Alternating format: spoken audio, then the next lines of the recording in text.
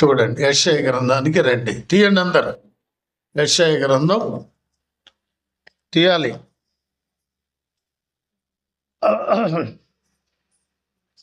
అందరు తీశారా? 7వ అధ్యాయము 10-11 వచనాలు చదువుతారా? ముందు 10-11 చదవండి. యెహోవా ఇంకను ఆహాజునకు ఇలాగు సెలవిచ్చెను, నీ దేవుడైన యెహోవా వలన సూచన అడుగుము, అది పాతాళమంత లోతైన సరే, ఊర్ధ్వలోకమంతా ఎత్తైన సరే, ఆహాజు నేను అడగను యెహోవాను. చూడండి, దేవుడు ఏమన్నాడు ఆహాజుకి? ఆహాజు నువ్వేం అడగాలనుకున్నావు అడిగే. స్తోత్రం. అడగమన్నాడు కదా. ఎవరన్నారు ఈ మాట అడగమని? చెప్పండి, ఎవరన్నారు? దేవుడే చెప్తున్నాడు అడగు అని. కానీ ఆహాజు ఏమన్నాడు? నేను అడగను, దేవునికి శోధించను అన్నాడు. చాలాసార్లు మనం దేవుడు అడగమన్నా అడగమండి. దేవుడు చెప్పింది చేయము. ఆహాజు ఇక ప్రార్థన చేస్తూ అడగమని దేవుడు అంటే, నేను అడగను, ఆయనకు నేను శోధించను అన్నాడు. అతను 2 విషయం చెప్పారు. పాతాళమంతా లోతైనను సరే, ఊర్ధ్వలోకమంతా ఎత్తైన, అది ఏదైనా కానీ దేవునికి అసాధ్యమైనది ఏది లేదు. నువ్వు అడుగు, నువ్వు అడిగినట్లయితే నేను నీకు ఒక సూచన చూపిస్తాను, నువ్వు అడిగింది నేను ఇస్తానని. ఎవరు చెప్పారు? నిన్ను సృజించిన దేవుడు, నన్ను సృజించిన యెహోవా దేవుడు. అడుగు అని దేవుడు చెప్తే నీకు అడగడానికి మనకి రోగమా? చెప్పండి. అడిగితే దేవుడు ఏమిస్తాడు? అడిగింది ఇస్తాడేవాడా? మరి ప్రభు ఏమన్నాడు ఆహాజు రాజుకి? అడిగిరా నాయనా నేను ఇస్తానంటే ఏమంటాడు? నేను అడగను, ఆయన నేను శోధించాను, అవి కూడా నేను చూపిస్తాను. ఈరోజు ఉద్యోగం కావాలా? వ్యాపారం కావాలా? మంచి ఆరోగ్యం కావాలా? చక్కటి ఇల్లు కావాలా? బిడ్డలకి పెళ్ళిళ్ళు అవసరమా? ఏది మీ అవసరతలు, ఏది మీ అక్కర్లు, ఏం అడగదలుచుకున్నవి ఉదయం ప్రభు అన్నాడు అడగండి, అడుగుడు మీకు. ఎందుకు అనుమానం? ఎందుకు? దేవుడే చెప్పాడు కదా అడగమని. నేను అడగను అంటే ఎవరికి నష్టం?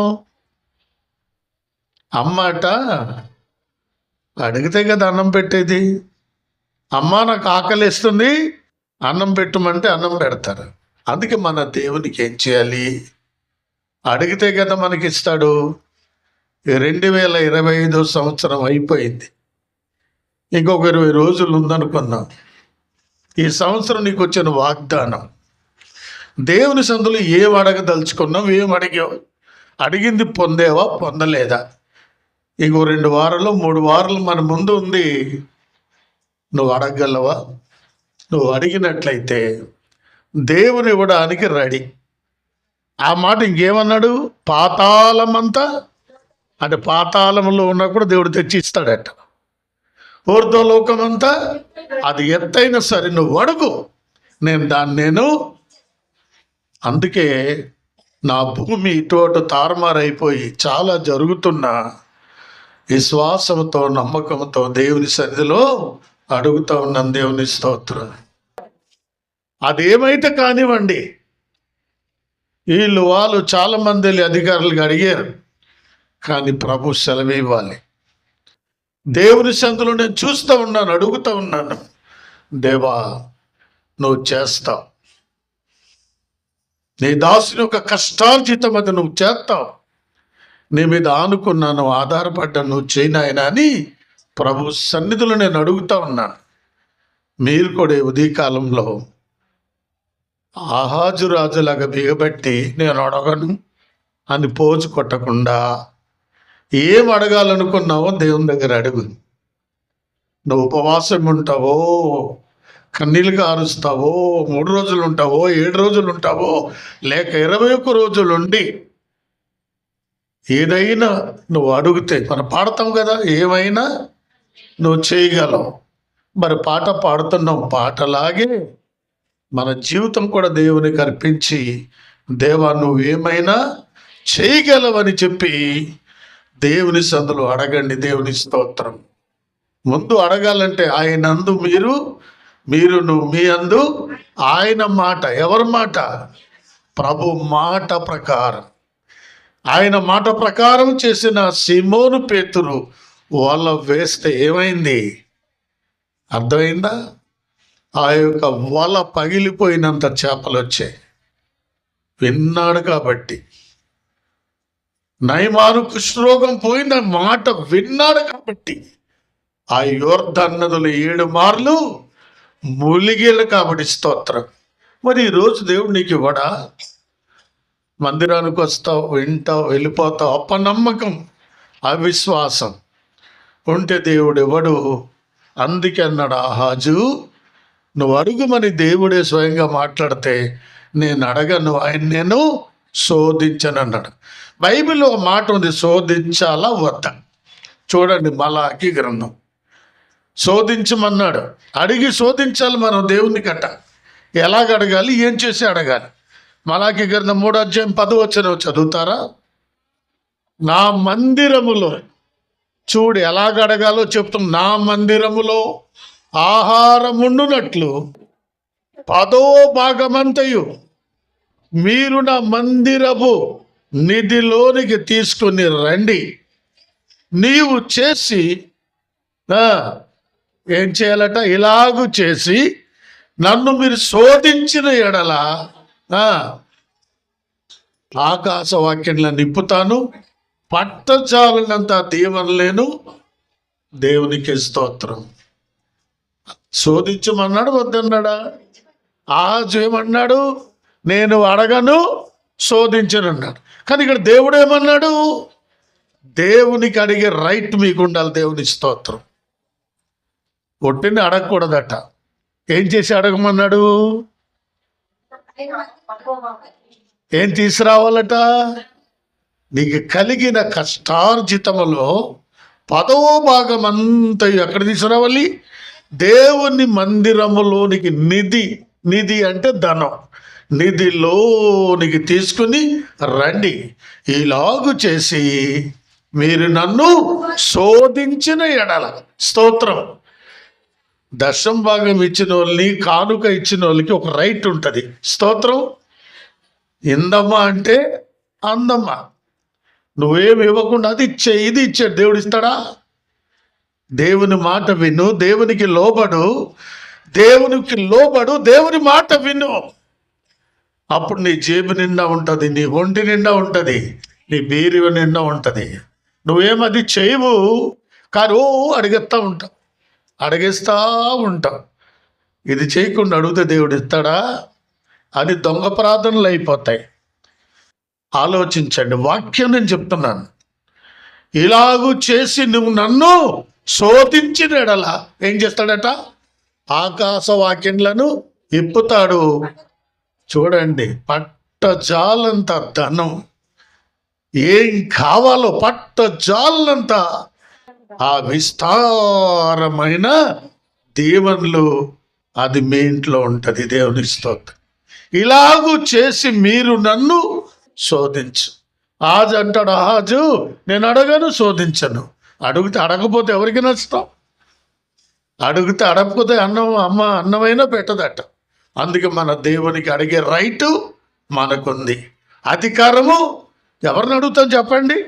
ఒకప్పుడు లోకాన్ని, పాపాన్ని నమ్ముకున్నాం. భయంకరమైన వాటిని బొమ్మల్ని విగ్రహార్థం చేస్తాం. ఇప్పుడు నిజమైన దేవుని నమ్మాం కాబట్టి అడిగే రైట్ దేవుడు మనకు ఇచ్చాడు. ఈ ఉదయకాలంలో అడగండి. అహాజులాగా మూతి ముక్కు ముడుచుకొని కూర్చోబాకండి. రెండోది ఏంటంటే, ఇవ్వండి దేవునికి. మీ కష్టార్జితంలోది దేవునికి ఇవ్వండి. ఇచ్చే రైట్ పొందుకోండి. దేవునికి స్తోత్రం. ఏం చేస్తాడు? మరొక మాట చదువు, 11. ఇంకేం చేస్తాడు అది చదువు. 11వ వచనం కూడా చదువు. మీ పంటను చూడండి, మీ పంటను ఇప్పుడు దాకా మీ పంటని పురుగులు తినేసాయి. తర్వాత నేను గద్దిస్తా, అవి మీ భూమి పంటను నాశనం చేయవు. మీ ద్రాక్ష చెట్లు చూడండి, రాళ్ళపుకుండుకుండు సైన్యపు అధిపతికి నేను అప్పుడు అవును, దేవునికి మహిమ కలు. హల్లెలూయా. అంటే పంటలు తినివేసే పురుగుని కరువంతా కూడా తీసేస్తాను, పంటలు పండుతాయి, మీకు సమృద్ధిగా ఉంటుంది. ఇలాగ చేయండి, ఏ పురుగులు తినేసాయో అవన్నీ తోలుతాను. ఎందుకు రాత్రంతా కష్టపడతావు, పగలంతా కష్టపడతావు?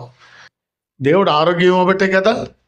ఏమండి, ఏమప్పన్న గారు, పాపం రోజంతా వెళ్ళి కష్టపడతారు, బాధపడతారు. మీకు ఆరోగ్యం దేవుడు ఇవ్వబట్టే కదా, కాలు చేతులు బాగుండబట్టే కదా వెళ్ళి కష్టపడుతున్న. రూపాయి సంపాదన దేవుడు ఇస్తాడు. ఆ సంపాదనలో ఓ 10 రూపాయలు దేవునికి ఇవ్వగలిగితే అది గొప్ప దీవెన కాదా? ఈ రోజు నువ్వు ఆకలి లేకుండా తింటున్నావు, ఒంటి నిండా మంచి బట్టలు కట్టుకుంటున్నావు, నీ ఇంటికి కరువు లేకుండా దేవుడు ఇస్తున్నాడంటే ఆయన మాట వినాలి. ఆయన ఇచ్చిన దాంట్లో దేవునికి ఇవ్వాలి. అది దేవుడు చెప్తున్నాడు. ఇలాగూ చేసి మీరు నన్ను శోధించినడలా ఆకాశ వాక్యములను ఇప్పుతాను. ఆహాజు అడగనన్నాడు కానీ దేవుడు అడగమని మనకు సెలవు. ఒకటి. రెండోది చూద్దాం. చూడండి, న్యాయాధిపతుల గ్రంథం 6వ అధ్యాయానికి రండి. ఇక్కడ గిద్యోను అని ఒక వ్యక్తి ఉన్నాడు. గిద్యోను చెప్పండి, ఎవరైనా? గిద్యోను. 6వ అధ్యాయానికి రండి. ఈ 36, 37 వచనాలు చదువుతారా జాగ్రత్తగా, నీట్గా? అప్పుడు గిద్యోను, నీవు సెలవిచ్చినట్లు నా చేత, చూడండి, నువ్వు నన్ను పిలిచేవు, సేవకి బాగుంది, నా చేత ఇశ్రాయేలులందరూ రక్షింపనుద్దేశించిన ఎడల నేను కళ్ళమున గొర్రెబుచ్చు నేల అంత యారి ఉండవలెను. ఆ గొర్రెబొచ్చు మాత్రమే, చూడండి, ఏమైనా గొర్రెబొచ్చు మాత్రమే మంచు పడితే నేను నా ద్వారా ఇశ్రాయేలు ప్రజలు రక్షించబడతారని నేను నమ్ముతాను. ఈ ఆనవాళ్ళు నాకు చూపించు. దేవునికి స్తోత్రం. ఏమడిగాడు గిద్యోను? నాకు సేవకు పిలిచావయ్యా, నాకు చేత కాదు, కానీ నా ద్వారా ఇశ్రాయేలు ప్రజలందరూ కూడా నిజంగా రక్షించబడాలంటే నేను ఒక సూచన అడుగుతాను. ఏంటి ఆ సూచన? హలో, వినాలి. చెప్పినప్పుడు వినండి. వాక్యం చదవమంటే ఇప్పుడు వాక్యం చూడాలి. మీరు ఏమర్థం అవుతాయి? వినండి. ఏం అడుగుతున్నాడు ఆయన? సూచన. చెప్పండి, ఏమడిగారు? నేను ఒక సూచన అడుగుతాను. ఏటా సూచన అంటే, నేను ఆ నేల మీద గొర్రెబొచ్చు పెడతానయ్యా, ఈ రాత్రంతా నేను ఎదురు చూస్తా. ఈ గొర్రెబొచ్చు మాత్రమే తడవాలి, నేల అంతా ఆరి ఉండాలి, పొడిగా ఉండాలి. ఒకవేళ ఇది జరిగితే నా ద్వారా ఇశ్రాయేలు ప్రజలందరూ ఏమవ్వాలి? రక్షించబడతారని నేను నమ్ముతాను. ఇది మీరు చెయ్యాలని దేవునితో అన్నాడు. హల్లెలూయా. మీరు ఎప్పుడైనా ఈ ఆనవాళ్ళు అడుగుతున్నారా? నువ్వేదన్నా కార్యం జరగాలన్నా, అద్భుతం జరగాలన్నా, నీ పిల్లల భవిష్యత్తులు బాగుండాలన్నా, దేవుడు ఒక అద్భుతాన్ని మీ జీవితంలో కనబరచాలన్నా, దైవ సన్నిధిలో ఉపవాసం ఉండి ప్రభు సన్నిధిలో నువ్వు అడిగితే ఇలాంటి సూచనలు దేవుడు చూపిస్తాడు. ఇలాంటి కళ్ళలు చూపిస్తాడు, దర్శనం చూపిస్తాడు, జరిగేది జరగబోయేవన్నీ కూడా దేవుడు తెలియజేస్తాడు. దేవునికి స్తోత్రం. ఈయన అడిగారా లేదా? ప్రభువా, కళ్ళమంతా ఆరి ఉండాలి, గొర్రెబొచ్చు ఏమై ఉండాలి? తడవాలి తండ్రి అని దేవునితో అడిగాడు. తర్వాత చదవండి, ఉంది. దేవునితో అనెను, దేవునితో చదవండి మాట చదవండి. ఏం చేశాడు దేవుడు? చూడండి, గిద్యోను చెప్పి వెళ్ళి నిద్రపోలేదు. రాత్రంతా ఏం చేశాడు? దేవునితో చెప్పాడు కాబట్టి నైట్ అంతా ఏం చేశాడు? దైవ సన్నిధిలో ప్రార్థన చేస్తున్నాడు. హల్లెలూయా. ప్రభువా, నేల ఆరి ఉండాలన్నాను, గొర్రెబొచ్చు తడవాలన్నాను అని రాత్రంతా పడుకోకుండా ఏం చేశాడు? నైట్ అంతా దైవ సన్నిధిలో ప్రార్థిస్తూ ఉన్నాడు. ప్రభువా, నాకు ఈ ఆనవాళ్ళు చూపించు, గొర్రెబొచ్చు తడవాలి నాయన, నేను చూడాలి తండ్రి అని నైట్ అంతా పడుకోకుండా ప్రార్థన చేసి ఏం చేశాడు? ఆయన ప్రొద్దున లేచి, దేవునికి స్తోత్రం, దేవుణ్ణి అడిగి మౌనంగా ఉండకూడదు. ఏం చేయాలి? నువ్వు ప్రార్థించాలి. అడిగేశాను కదా అని ఊరుకోకూడదు. ఏం చేయాలి? ఆ విషయంలో పట్టుదల కలిగి ప్రార్థన చేయాలి. గిద్యోను ఏం చేస్తున్నాడు? ప్రార్థిస్తున్నా. అడిగాను, ఈ రాత్రంతా నేను నిద్ర పోను, దైవ సందులో నేనేం చేయాలి? ప్రార్థించాలి. నేను అడిగిన దానికి దేవుడు సమాధానము చెప్పాలి. చెప్పడమే కాకుండా ఈ ఆనవాళ్ళు నాకు కనబడాలని ప్రార్థన చేసి ఆ నైట్ అంతా దైవ సన్నిధిలో ప్రార్థన చేస్తూ కన్నీళ్ళు కారుస్తూ ఉన్నాడు. ప్రొద్దున్నే లేచాడు. దేవుని స్తోత్రం. ప్రొద్దున్న లేచి ఎక్కడికి వచ్చాడు? కళ్ళం దగ్గరికి వచ్చాడు. ఏమైంది చదవండి ఇప్పుడు. ప్రొద్దున లేచి ఆ పొచ్చుని పిడిచి చూసారు, నీళ్ళతో పాత్ర నిండి వరకు. ఆమేన్, హల్లెలూయా. గిద్యోను అడిగాడు, ఏమైంది చెప్పండి, ఏమైంది? బొచ్చు మాత్రమే మంచు తేట ఏమైపోయింది? తడిసిపోయింది. గొర్రె బొచ్చు మానవుడు, మనము మంచు, దేవుని ఆత్మాభిషేకం, దేవుని స్తోత్రం. చాలాసార్లు మనం ఎండిపోయి ఉంటున్నాం. ఆత్మ లేదు, అభిషేకం లేదు, ఆరిపోయిన బ్రతుకులు మనవి. దైవ సందులు రాత్రంతా గడపగలిగితే ఆ పాత్ర ఏమైపోయిందట? ఆ గొర్రె బొచ్చు పిండుతున్న కొద్ది ఏమొస్తుంది? నీళ్ళు వస్తున్నాయి. దేవుని స్తోత్రం. దేవుని బిడ్డలారా, గొర్రె బొచ్చు ఆరిపోయిన ఆత్మీయ జీవితానికి సాదృశ్యం. మంచు దేవుని ఆత్మ అభిషేకానికి సాదృశ్యం. అది పొంగి పొరలే అనుభవం. పిండుతున్న కొలది ఏమొస్తుంది? నీళ్ళు. దేవునికి స్తోత్రం. ఆ నీళ్ళతో నింపేశాడు, దాన్ని పిండాడు. ఆ పిండుతూ ఉంటే పాత్ర అంతా ఏమైపోయింది? నిండి పొంగి పొరలి పోయింది. గిద్యోను చేసిన ప్రార్థన దేవుడు విన్నాడు. ఆయన అడిగిన ఆనవాళ్ళు దేవుడు చూపించాడు. దేవుని స్తోత్రం. మరి నువ్వేం చేస్తున్నావు? నీ ప్రార్థన ఎలా ఉంది? నువ్వు ఎలా అడుగుతున్నావు? తూతూ మంత్రంగా ఇచ్చిన ప్రభునికి వందనాలు అడిగి ఇంకది ఇచ్చాను. ఆయన పట్టుదల కలిగి ప్రార్థించు, మోకరించు, ఉపవాసం ఉండు, అడుగు. ఇల్లు కట్టుకోవాలనుకున్నావా? ఇల్లు స్థలం కావాలనుకున్నావా? వ్యాపారం సాగాలనుకున్నావా? పిల్లల బ్రతుకులు సెటిల్ అవ్వాలనుకున్నావా? కన్నీరు మున్నరై ప్రార్థన చేయి. ఆరిపోయిన నీ గొర్రెబొచ్చు ఆత్మీయ జీవితాన్ని ఆయన మంచు చేత తడుపుతాడు.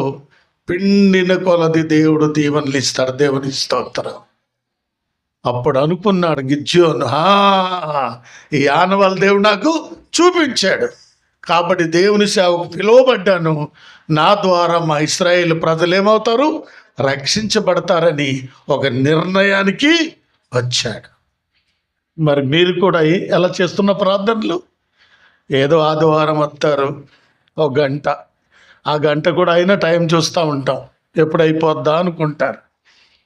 ఏం చేశారు? దేవుడు నాకు డిసెంబర్ నెలలో, మన నవంబర్లో మాట్లాడాడు. ప్రభు బల్లను ఊరికి అలాగే ఇవ్వకూడదు.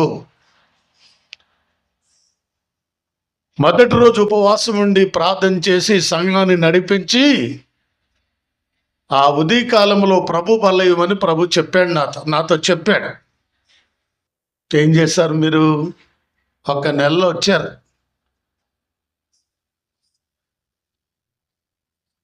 నవంబర్ వచ్చారు, నిన్న ఎవరూ కనబడలేదు. ఏమైపోయినట్టు? మరి దేవుని మాట మీరు విన్నట్ట? చెప్పాలి. విన్నట్ట, వినలేనట్ట? అదే ఉద్యోగాలు అయితే మానేస్తారా? సేవ అయితే మానేస్తారా? ఇంటి పని వంట పనులు మానేస్తారా? ఉదయం పెట్టలేదు కదా, నేను ఎప్పుడు పెట్టాను ప్రార్థన? 6-7 గంటలు పెట్టాం. 2 దైవజనులు సదరక మిషలాగా వచ్చి కూర్చున్నాం. ఒక్కరు ఇక్కడ కనబడలేదే. ఏమైనట్టు? దేవుడు అన్ని మేలు చేసేయాలా, దేవుడు దీవించాలా, పిండేయాలా, అభిషేకం వచ్చేయాలి, అన్నీ జరిగిపోవాలి. మరి ఏది సంఘ క్రమం? ఏది?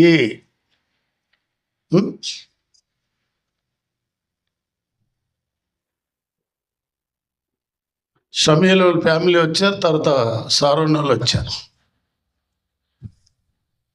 ధనరాజు కనబడ్డాడు. మరి ఎందుకంటే ఈ ప్రార్థనలు అంటే ఉట్టినా వచ్చేసి ఇదే మనం ఏదో వచ్చి మింగేసి వెళ్ళిపోవడమా ప్రభు వల్ల? ఏది భయం? ఏది భక్తి? ఏది క్రమం? ఏది? ఒక శనివారం వస్తే సరిపోద్దా? మీకోసం చెప్తున్నా, నా కోసం చెప్పట్లా.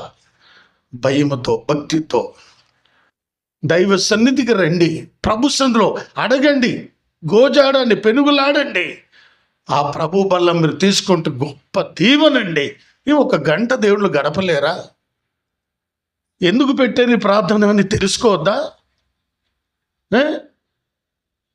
భయం లేదు మీకు, అసలు దేవుడు భయమే లేదు మీకు. మీరు భయం ఉంటే ఇవన్నీ చేయరు, దేవునికి లోబడితే ఇలా చేయరు.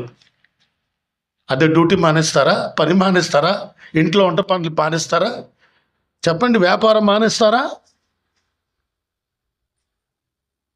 దేవుడు గిద్యోను ప్రార్థన విన్నాడు. ఇశ్రాయేలు ప్రజలందరూ రక్షించబడడానికి దేవుడు సన్నిధిలో పట్టుదల కలిగి ప్రార్థించాడు. ఈరోజు ఆయన అడిగిన ఆనవాళ్ళు కనబడిందా లేదా? దేవుడు చూపించాడా లేదా? అద్భుతం. ఎప్పుడైతే ఆయన ప్రార్థించాడో దేవుడు ఆ ప్రార్థన విని బొచ్చు తడిచింది కదా అని పిండాడు. పిండిన కొలదొచ్చింది ఆశీర్వాదం. స్తోత్రం. దేవుడు మీకు కూడా ఇవ్వాలి. రెండోసారి మళ్ళొకసారి అడిగాడు. చూడండి, ఇంకోసారి చూద్దామా? 38-39 వచనాలు. అప్పుడు గిద్యోను, చూడండి, ప్రభువా మళ్ళొకసారి అడుగుతానయ్యా, నిర్ధారణ చేసుకుంటాను, నీ కోపం రానియొద్దని బతిమలాడుతున్నాడు. స్తోత్రం.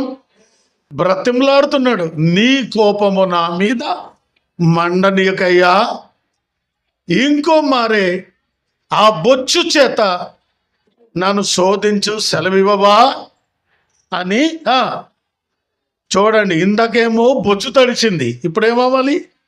నేలంతటి మీద మంచు పడి ఆ బొచ్చు మాత్రమే పొడిగా ఉండనిమ్మని దేవుడితో అనగా ఆ రాత్రి, హల్లెలూయా, ఆ రాత్రంతా ప్రార్థన చేసి తెల్లవారు వెళ్తే అద్భుతాన్ని చూశాడు. ఇప్పుడు రాత్రంతా వెళ్ళి చూసి తెల్లవారు చూశాడు. ఇప్పుడు ఏం చేశాడు? తెల్లవారు అంత ప్రార్థించి సాయంకాలం వెళ్ళగానే ఏమైంది? నేల అంతా ఏమైందట? నేలంతా తడిసింది, బొచ్చంతా ఆరిపోయి ఉంది. 2 సార్లు గిద్యోను ప్రార్థించాడు. ఆ గొప్ప సూచన చూశాడు. దేవునికి స్తోత్రం. దేవుని బిడ్డలారు గమనించండి, నేల తడుస్తే మొక్క మొలుస్తుంది. అర్థమైందా? నేల ఏమవ్వాలి? తడవాలి. ఎస్ఎన్ గారు పాట పాడుతున్న వింటాం కదా, వ్యవసాయం గురించి పాడతాం కదా. దేవుని బిడ్డలారా గమనించండి, ఆ నేల తడిసింది, విత్తనాలు వేయగానే ఏమవుతాయి? మొలకెత్తుతుంది. తర్వాత వెళ్ళి చూశాడు, నీళ్ళంతా మంచుతో తడిసిపోయింది. కన్నీళ్ళు కార్చాడు. దేవునికి స్తోత్రం. నేల తడవగా, వాక్యం విత్తగా, వాక్యం నుంచి మొక్కై మ్రానై కొమ్మలై రెమ్మలై పువ్వులు పోస్తుంది. నీ జీవితం కట్టబడతా. దేవునికి స్తోత్రం. ఈ 2 ఆనవాళ్ళని గిద్యోను చూసి, ఇశ్రాయేలు నా ద్వారా ఏమవుతారు? రక్షించబడతారని చెప్పి నిర్ణయం తీసుకుని పరిచర్య కోసం ముందుకు వెళ్ళాడు. దేవునికి స్తోత్రం.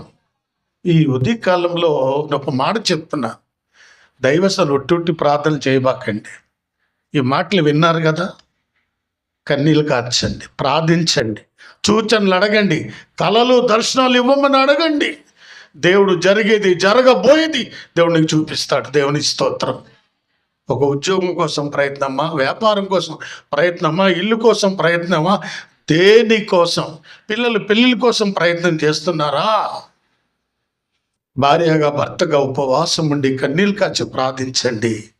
మీ ప్రార్థనకు ఆనవాళ్ళు దేవుడు చూపిస్తాడు. ఆ కళలు దర్శనాలు వస్తాయి. దేవునికి స్తోత్రం. ఆహాజు చేయలేదు, వాడు పొందలేకపోయాడు. గిద్యోను చేశాడు, పొందాడు. మరి మీరేం చేయబోతున్నారు?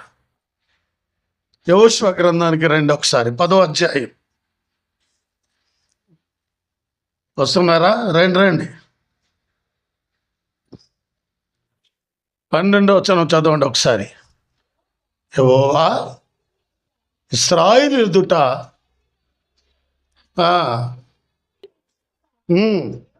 యెహోషువ ఎవరట? యెహోషువ ఎవరికి ప్రార్థన చేస్తున్నాడు? అమోరీయులు ఎవరు? శత్రువులు. ఈ శత్రువు దండులందరూ వింటుండగా మన దేవుడు ఎంత గొప్పోడో, నా ప్రార్థన దేవుడు వినాలి, ఈ శత్రువులు వచ్చి మమ్మల్ని కొట్టడానికి చంపడానికి వస్తారని యెహోషువ అందరు వింటుండగానే నోరు తెరిచి చేతులెత్తి ప్రార్థిస్తూ ఉన్నాడు. స్తోత్రం. అమోరీయులు వింటుండగానే యెహోషువ ప్రార్థించాడు. తరచుదండి. సూర్యుడా నువ్వు గిబ్యోనులో నిలువుము, చంద్రుడా నువ్వు అయ్యాలో లోయలో నిలువుము. జనులు చూడండి, ఈ జనులు శత్రువుల మీద పగ తీర్చుకునే వరకు సూర్యుడు నిలిచెను, చంద్రుడు ఆగాను. చదవండి. అను మాట అంటే యెషయా గ్రంథం మందు రాయబడి, ఆసారు గ్రంథం అంటే యెషయా గ్రంథం మందు రాయబడాను. తర్వాత సూర్యుడు ఆకాశమందు నిలిచి ఇంచుమించు అంటే ఒకనాడంటే 24 గంటలు సూర్య చంద్రులు ఏమైపోయాయి? పాటలు పాడతాం కదా. ఏ పాట?